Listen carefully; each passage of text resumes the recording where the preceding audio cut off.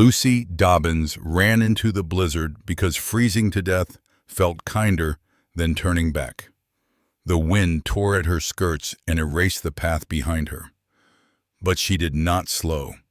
Every step burned. Every breath sliced her lungs raw. Yet the terror chasing her was louder than the storm.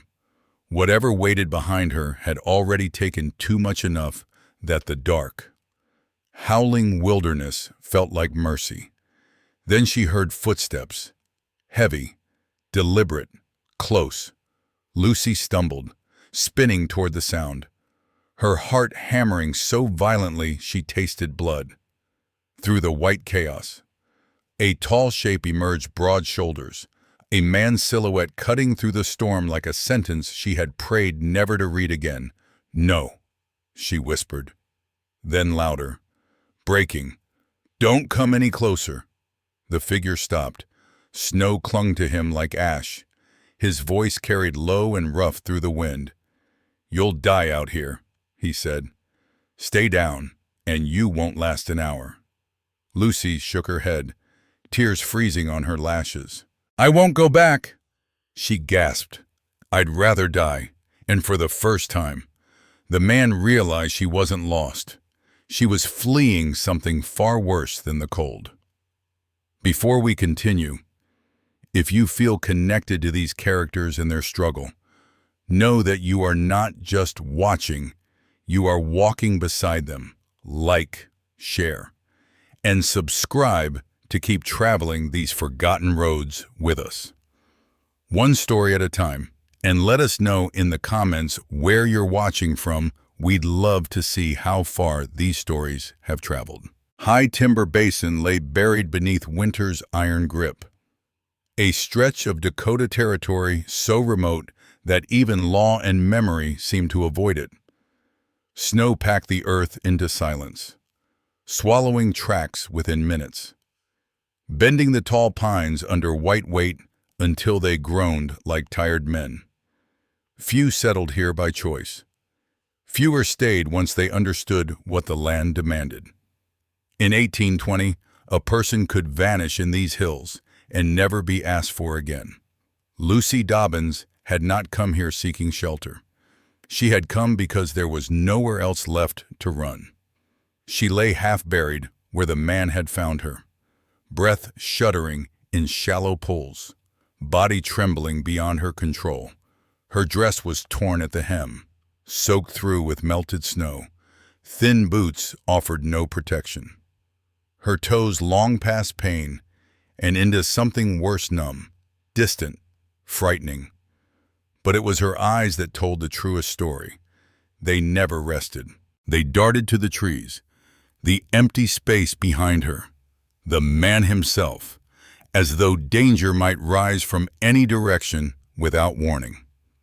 She flinched when he shifted his weight. Not a loud sound, not a sudden move, just the subtle creak of leather and snow, but her shoulders locked and her hands curled inward, as if bracing for a blow that did not come. The man noticed. William Ashford had lived alone in High Timber Basin long enough to recognize signs others missed. Hunger had a look. Cold had a sound. Fear, real fear, sat deeper. It hollowed the eyes and taught the body to expect harm even in stillness. He was a mountain man by trade and by temperament.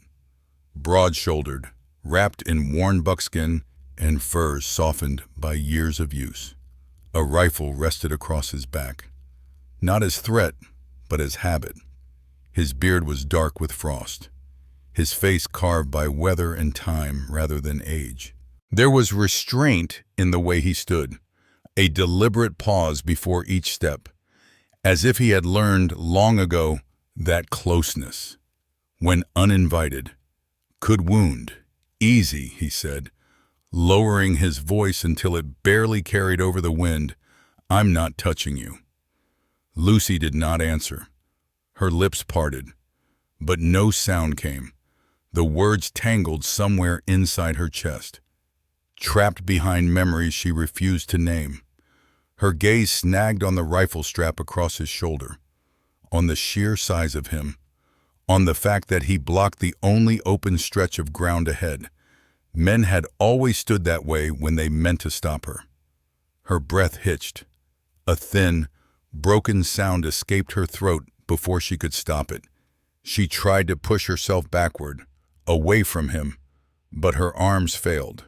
Snow filled her sleeves. Panic surged sharp and fast. William held his ground. "I won't force you," he said. "But if you stay here, the cold will finish what the storm started." She looked at him, then really looked, and something in her expression flickered. Not trust, not relief, just confusion. As if she could not reconcile his words with every lesson her life had carved into her bones. Behind her, the basin howled. Ahead of her stood a man who did not advance. And for Lucy Dobbins, that hesitation mattered more than she understood.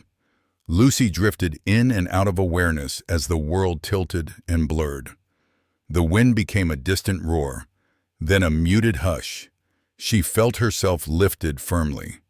Carefully, her weight gathered against a chest that radiated heat through layers of fur and wool. She hated how weak she was, hated how her body leaned into the warmth even as her mind screamed to pull away. William Ashford moved through the storm with practiced certainty. His boots cut a steady path through drifts that would have swallowed a less patient man. He did not hurry, did not stumble.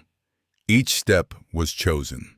When Lucy stirred, a low sound of distress catching in her throat, he adjusted his hold without tightening it, keeping his arms where she could see them when her eyes fluttered open. A shape loomed ahead, dark against the white. A cabin, low and solid, smoke curling from its chimney like a promise that refused to be broken. William pushed the door open with his shoulder and stepped inside. Warmth rushed over Lucy in a wave so sudden it made her gasp. Firelight flickered across rough-hewn log walls. The smell of pine, wood smoke, and iron filled the small space. William knelt and eased her onto a bed layered with thick pelts, then immediately stepped back, as if distance itself were a form of reassurance. "Stay still," he said quietly. "You're safe here. Safe." The word meant nothing to her, or too much. Lucy's body shook violently now, the cold releasing its grip in painful spasms. Her teeth chattered until her jaw ached. William set to work without crowding her, stoking the fire, pulling blankets close, placing a warm mug within reach without pressing it into her hands. He spoke only when necessary, each word measured. She watched him through a haze, tracking his movements the way a cornered animal tracks shadows. He never stood between her and the door, never raised his voice. When he crossed the room, he announced himself with a soft word first, giving her time to brace or relax as she chose. Exhaustion took her before fear could sharpen again. When Lucy woke, the fire had burned low but steady. Light crept through the cracks between logs, pale and thin. For a long moment she did not move. She listened. Wind brushed the walls. Wood popped in the hearth. Nothing else. Then she saw him. William sat near the fire, mending a torn glove with slow, deliberate stitches. His rifle leaned against the wall within reach, but his hands were occupied with something gentle, almost domestic. The sight unsettled her more than any threat might have. She shifted. The bed creaked. William looked up at once, not startled, not wary, just attentive. "You're awake," he said. Lucy tried to sit. The room pitched. Before she could fall, William crossed the space in 2 strides and caught her, not pulling her close, not pinning her, just steadying her shoulder until the dizziness passed. He withdrew immediately after. "You've been out near a day," he said. "Cold had you hard. A day." The word echoed. Time felt strange here, stretched thin by fear and snow. Lucy looked down at her hands. They were clean, wrapped loosely in cloth. Someone had tended them. Her throat tightened. Why, she whispered. William hesitated, as if choosing the simplest truth. "Because you needed it." He set a wooden bowl beside her. Steam rose from it. "Eat when you can. Small sips." She did, slowly. Each swallow warmed something that had been frozen too long.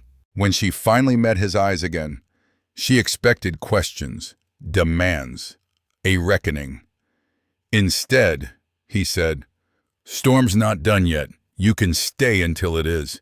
Not you must. Not you owe me. Just you can." Lucy lay back against the pelts, heart still racing, mind still guarded. But beneath the fear, something unfamiliar stirred a fragile sense that this cabin, and the man who lived in it, were not traps waiting to close. For the first time since she had fled into the blizzard, Lucy did not feel chased. She felt paused. The storm lingered. Snow pressed against the cabin walls in thick, relentless waves, as if the mountain itself were testing the structure's resolve. The wind howled through the trees, rattling the shutters and bending the pines until they groaned. Time lost its usual shape. Days were measured not by dates or distance, but by the fire's rhythm when it needed feeding, when the kettle boiled, when the light shifted from gray to gold and back again. Lucy stayed. At first, she stayed because her body would not carry her farther. Each morning she woke sore and unsteady, limbs heavy, as if the cold had settled deep into her bones and refused to leave. William noticed without comment. He adjusted his pace to hers, slowed his movements, left tasks unfinished rather than risk her pushing too far. He did not hover. That, more than anything, unsettled her. In the life she had fled, attention had always meant control. Every question carried a hook. Every kindness demanded repayment. Here, William's concern was quiet and contained, offered and then withdrawn if not accepted. He asked before he acted. He waited for her to nod, or shake her head, or simply breathe easier. The first time he handed her a mug of hot water without touching her fingers. Lucy's eyes burned unexpectedly. She turned away so he would not see. She began to notice the cabin itself. Everything had a place. Tools hung neatly along the wall, cleaned after use. Jars of dried meat and berries lined a shelf, each labeled in a careful hand. A small stack of books sat near the bed, worn, reread, their spines softened by time. This was not the home of a careless man, nor a cruel one. It was the home of someone who lived alone, not because he wished to disappear, but because solitude had become familiar. On the third day, William opened a wooden chest near the foot of the bed. "I've something warmer," he said, keeping his back turned as he lifted folded fabric from inside. "If you want it." Lucy hesitated. The instinct to refuse rose sharp and fast. Accepting meant owing. Owing meant danger. Then she saw the fabric. A woman's dress. Sturdy wool. Carefully mended. Clean. "These belong to my wife," William added quietly. Not an apology. Not an explanation. Just a fact. "She won't need them." The words landed softly, but they carried weight. Lucy reached out before she could stop herself, fingers brushing the sleeve. The cloth was warm from the chest, from the room, from memory. "She died 3 winters back," he said, Illness took her slow. Lucy looked up. William's face was steady, but something in his eyes had shifted, an old ache briefly exposed before he tucked it away again. He did not elaborate. He did not need to. The absence was written everywhere in the careful order. In the silence, he seemed accustomed to keeping. "Thank you," Lucy said, her voice barely audible. He nodded and stepped outside to give her privacy. She changed slowly. The dress fit better than her own, warmer, heavier. When she caught her reflection in a small, cracked mirror, she almost did not recognize herself. The woman staring back was bruised, exhausted, but alive, wrapped in someone else's past warmth. She felt the strangest pull, not jealousy, not guilt, but respect. Whoever Louisa Ashford had been, she had been loved. That realization stayed with Lucy long after William returned. They fell into a rhythm neither named. Lucy helped where she could, folding blankets, rinsing cups, mending a small tear in the borrowed dress with clumsy but determined stitches. William never corrected her, never took the work from her hands. When she tired, he let the task wait. When she insisted, he allowed it. At night, Lucy slept more deeply than she had in years. The cabin creaked and sighed around her, but no one shouted. No one staggered in drunk. No door slammed hard enough to make her flinch awake. Still, some nights the past clawed its way back. She dreamed of raised voices and broken promises, of cards slapped onto tables slick with spilled liquor, of laughter that turned sharp without warning. She woke once with a cry caught in her throat, heart racing, sweat cold on her skin. William was already awake. He sat near the fire, sharpening a knife. But when he heard the sound, he stopped at once. He did not rush to her. He did not speak. He simply waited, giving her space to realize where she was. Lucy pressed her hand to her chest. Breathing hard, "I'm sorry," she whispered, for what he asked. The question startled her. She had no answer that made sense outside her old life. She stopped, shaking her head. "Never mind." William nodded, accepting the boundary without pushing against it. "If you want water, it's there." She did. She drank, slowly. The tremor in her hands eased. Later, sitting near the fire as daylight faded, Lucy noticed the photographs again. She studied them longer this time. Louisa's face held a quiet strength, her smile unforced.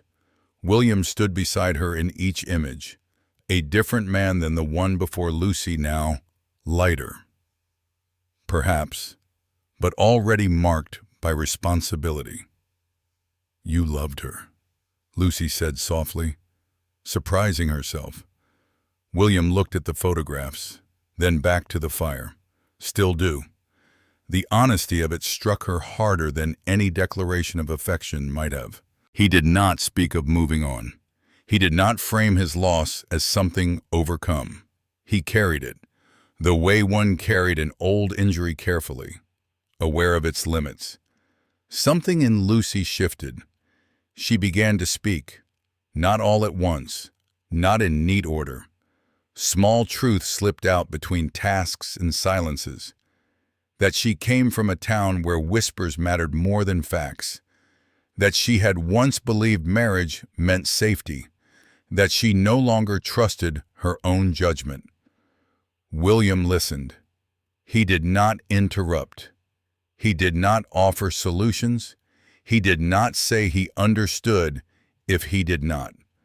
When she faltered, he let the quiet hold them both until she found her footing again. Outside, the storm continued its assault on High Timber Basin. Snow buried old tracks and laid new ones no one could follow. Inside the cabin, something fragile took root, not trust yet, not peace, but the possibility of both. Lucy did not know how long the storm would last. She only knew that, for the first time in a very long while, the days were not spent waiting for the next blow to fall.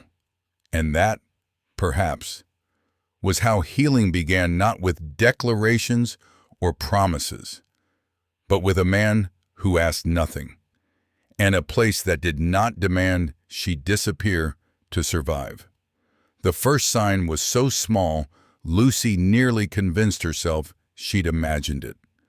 A faint crunch beyond the cabin wall. Not the random collapse of snow from a branch, but the slow, deliberate pressure of a boot testing frozen ground. It happened at dusk, when the light thinned and the pines outside turned into dark spears against a sky the color of bone. Lucy froze with a cup half raised to her lips. Breath caught tight in her throat. William heard it too. He didn't reach for his rifle right away. He simply went still, head angled as if listening with more than his ears. Then he moved calm, controlled, crossing to the window and wiping a small circle in the fog glass with the edge of his sleeve. Lucy watched him, pulse racing, hands trembling despite the heat of the fire. "Animal," she whispered. William's eyes stayed on the snow. No. That single word cut through her like a blade. She didn't ask how he knew. She already did. Because the sound had rhythm, intention, a weight that shifted and paused, as if whoever was out there was thinking. Lucy's stomach tightened. Her mind tried to climb away from the truth, to cling to a safer possibility. Lost traveler, wandering hunter, a man looking for shelter. But her body remembered too much. The old fear rose before she could stop it, climbing her spine in cold spikes. William stepped back from the window. "Stay near the fire," he said.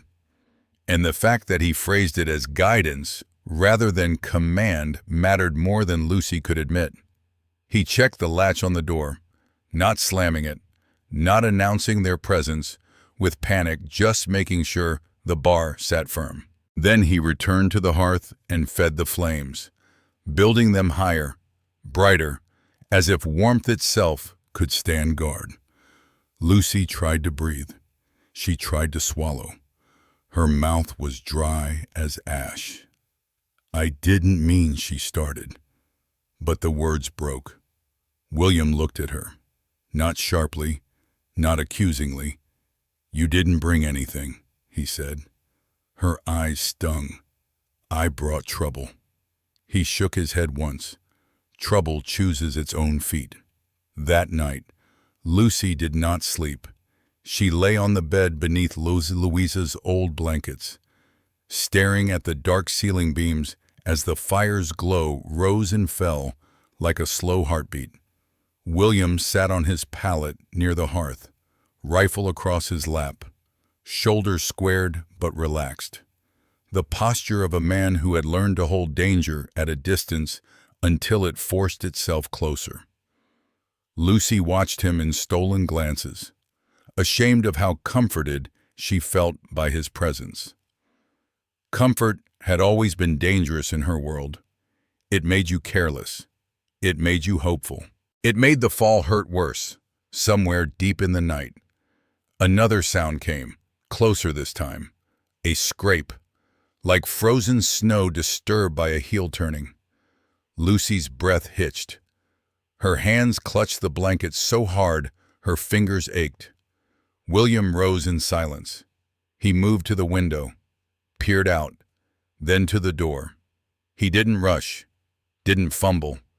His calm was its own kind of violence against fear, steady, implacable, refusing to let panic set the terms. He lifted the latch a fraction, just enough to look through a crack. Cold air slipped in. The fire flickered. William closed the door again and set the bar across it. When he turned back, his face was unreadable, but his voice lowered further. "Tracks," he said. Lucy sat up, heart hammering. One person looks like it. Her blood ran cold. All her careful days in this cabin, all the small moments of steadiness she'd begun to trust, suddenly they felt thin as paper. "He found me," she whispered. William didn't contradict her. He didn't soothe her with empty certainty. "Maybe," he said. "Could be a man caught in the storm. Could be." He let the sentence end. He didn't have to say the name. Lucy's mind supplied it with brutal clarity. Otis. The next morning, the storm eased just enough to reveal the world instead of erasing it. The sky was pale and hard. Snow lay smooth and untouched across the clearing. Except for the marks near the woodpile footprints that had no business being there. William stepped outside before Lucy could stop him. She watched from the window, breath fogging the glass as he studied the ground, moving along the edge of the trees with slow care. When he returned, he brushed snow from his shoulders and set the rifle aside. Though he didn't move it far. "Tracks lead toward the ridge," he said. "Then they vanish." Snow fell heavy after. Lucy's legs felt weak beneath her. She gripped the table until her knuckles whitened. "He'll come back," she said, the certainty bitter on her tongue. William looked at her a long moment. "Maybe, maybe not." Lucy laughed once, hollow and sharp. "He will." Because Otis didn't let go of what he thought belonged to him. The name finally surfaced between them later, when Lucy could no longer bear the weight of silence. They were sitting near the fire, a pot of stew simmering low. The smell should have been comforting, but Lucy's stomach churned. William sharpened a small hatchet, the rasp of metal against stone, steady and deliberate. Lucy stared at her hands clean now, wrapped in Louisa's old sleeves, and felt something crack open inside her. "My husband," she said. William stopped moving. Not dramatically, just enough to show he was listening fully. "Is he the one you were running from?" Lucy's throat tightened. She nodded once. "His name is Otis Dobbins," she managed. "And if he's out there, it means he meant what he said." William's eyes did not change, but something in the set of his jaw hardened. What did he say? Lucy swallowed. For a moment, she couldn't speak. Her mind flashed to a different night. A different storm, the kind that howled outside while the real violence happened indoors. It had been snowing then too. Otis had come home late, stinking of whiskey and cheap cigar smoke, his boots tracking slush across the floor. His hands were stained with ink from tally sheets and cards. His eyes were glassy with failure. He had thrown a handful of coins onto the table. They barely made a sound. Bad luck. He'd snarled. And Lucy had already known who he would blame. That was how it always began. He never lost because he was reckless. He lost because Lucy existed. Because she breathed. Because she looked at him wrong. Because she didn't pray hard enough. Because she carried sour luck in her bones. Lucy had been pregnant then, not far along, but far enough to feel the ache and hope both. She had kept her hands on her belly when Otis paced the room like a caged animal, as if she could shield the life inside from his anger. He had ranted, voice rising. He had laughed once, ugly and brittle. Then he had hit her. Lucy's body remembered that night in flashes rather than scenes, her back striking the edge of a chair, the taste of blood in her mouth, the cold floor pressing against her cheek. She remembered curling around her belly like a shield. She remembered the pain that followed, deep and tearing, and the silence afterward that was somehow worse than his shouting. Later, when she'd woken weak and shaking, Otis had looked at her with disgust. "You couldn't even keep it," he'd said. "Useless." Not sorrow, not guilt, disgust. Lucy's voice trembled as she spoke, the words scraping their way out as if her throat hated them.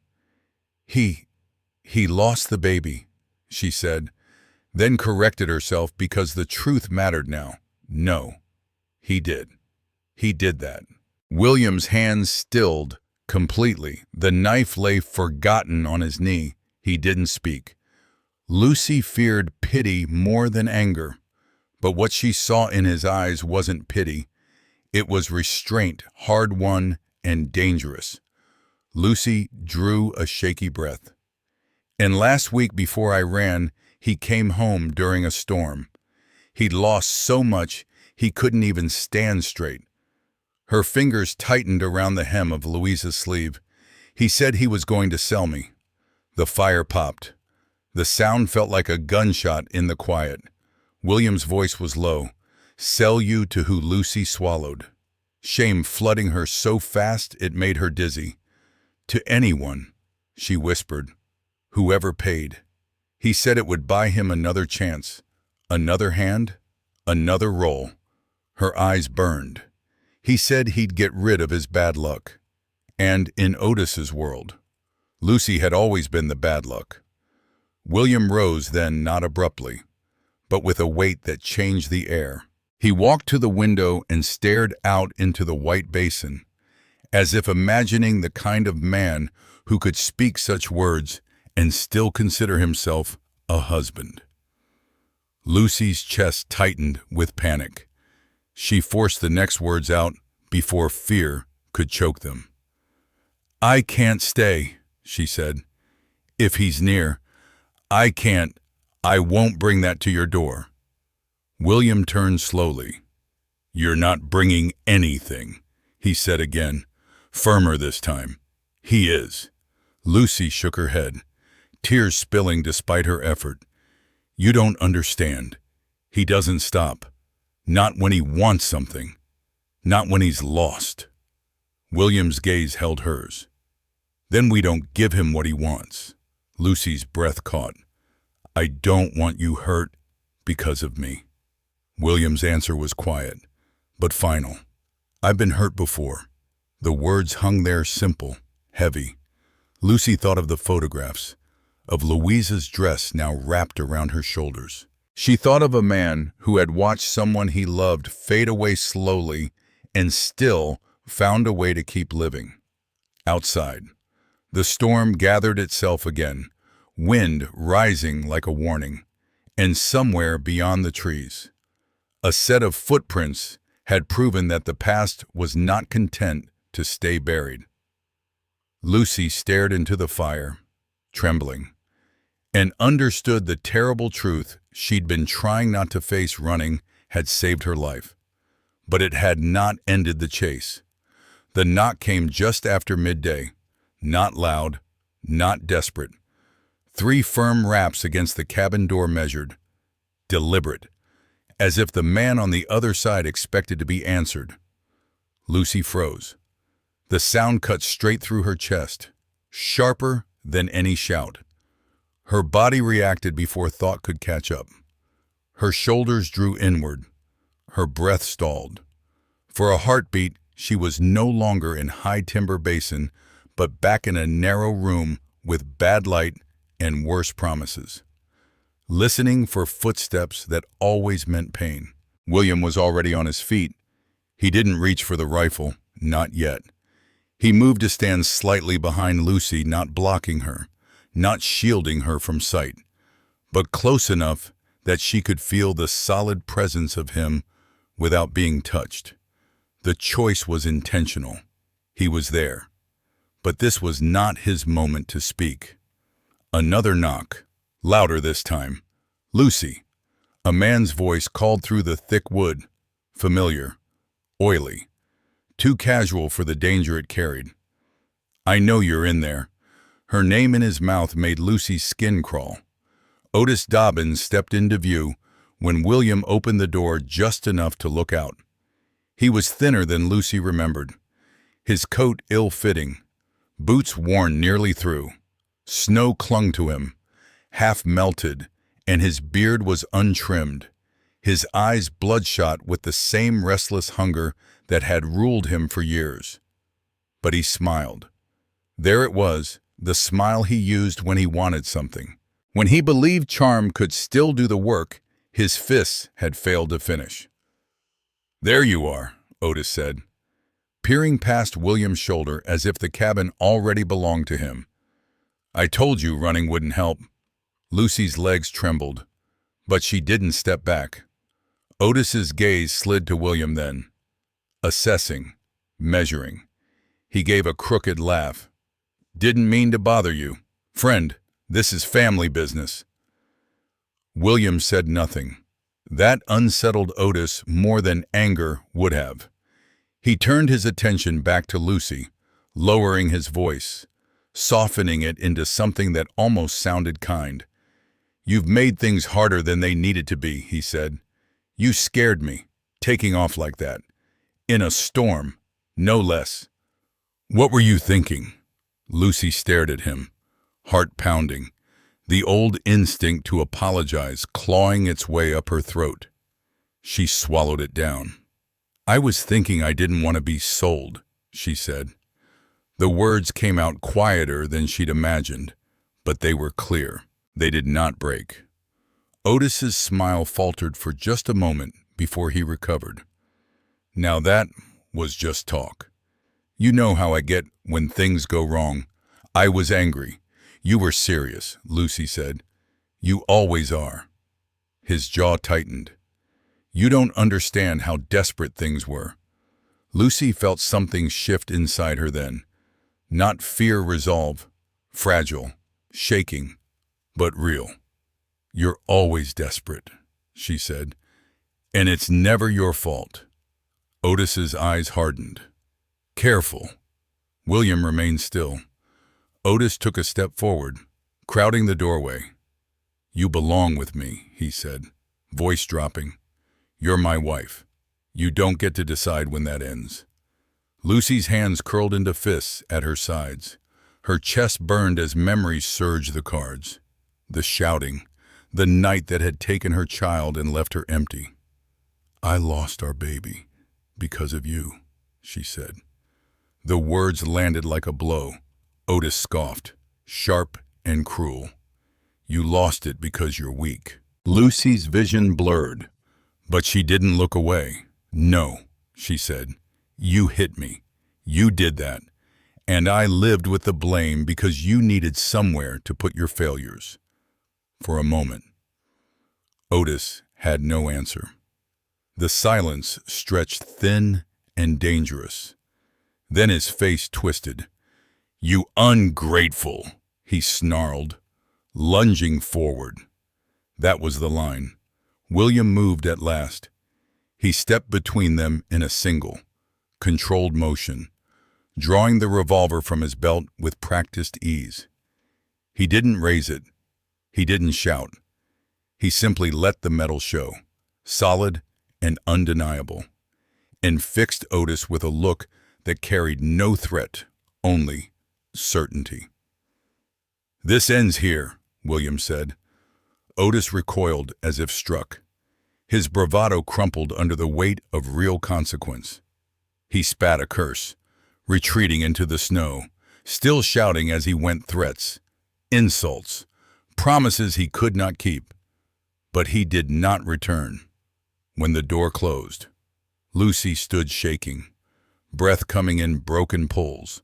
William lowered the gun and set it aside, deliberately, as if to show the danger had passed.